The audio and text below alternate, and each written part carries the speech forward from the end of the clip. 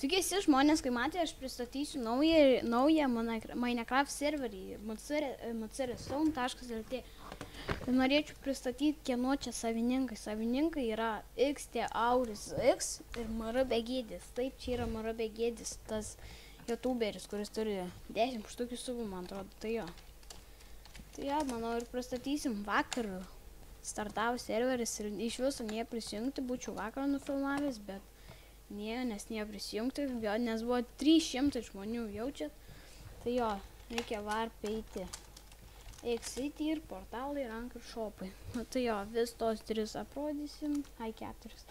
Tai jo, čia varp X-Citas, visas šitas pilotas, va jau su deimatiniais setais laksto.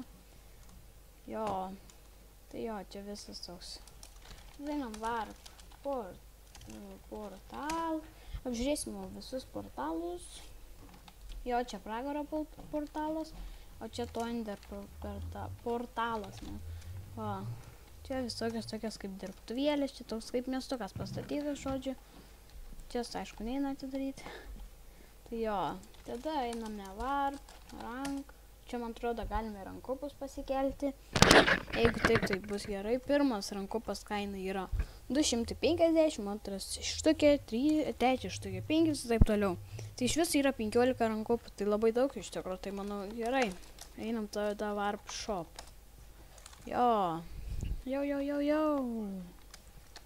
Begėdžiai dabar nėra. Va, čia tokia varp parduotuvėlė.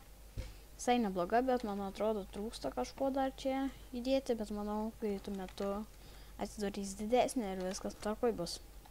Tai jo, ačiū, kad žiūrėjote, nepamirškit paspausti like, subscribe ir komentuokit, davai.